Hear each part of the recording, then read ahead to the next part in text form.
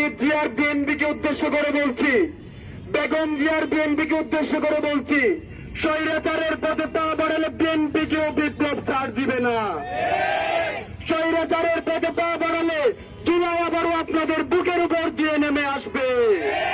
স্বৈরাচারের পথে পা বাড়ালে বিগত জুলাই আমরা যেভাবে বাঁশের লাঠি তৈরি করে আওয়ামী লীগকে প্রতিহত করেছিলাম, আপনাদেরকেও সেভাবে প্রতিহত করব। আপনারা যদি স্বৈরাচারের পথে পা বাড়ান, আওয়ামী লীগ যেভাবে দেশ ছেড়ে পালিয়ে গিয়েছে, বিপ্লব আপনাদেরকেও সেভাবে দেশ ছেড়ে পালিয়ে যেতে বাধ্য করবে। আমরা বিএনপিকে উদ্দেশ্য করে বলতে চাই, আপনারা 10 মাসে 150 খুন করেছেন, সেই দিল্লি দেশে আসলে একদিনে 150 খুন করেও আমাদেরকে দাবায় রাখতে পারে নাই। আপনারা ভাবিয়েন না 10 মাসে 150 খুন করে আমাদেরকে দাবায় রাখতে পারবেন।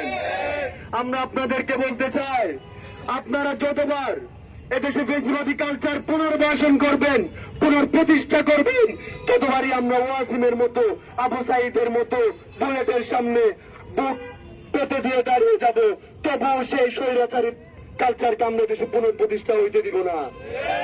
আমরা আপনাদেরকে বলতে চাই, আপনারা যে পথে হাঁটতেছেন, আমি বারবার একটা কথা বলি, আপনারা যে পথে হাঁটতেছেন সেই পথে হেঁটে বিগত জুলাই আওয়ামী লীগ দিল্লি গিয়েছে।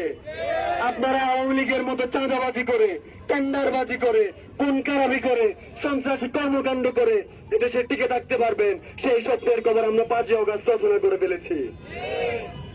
আমি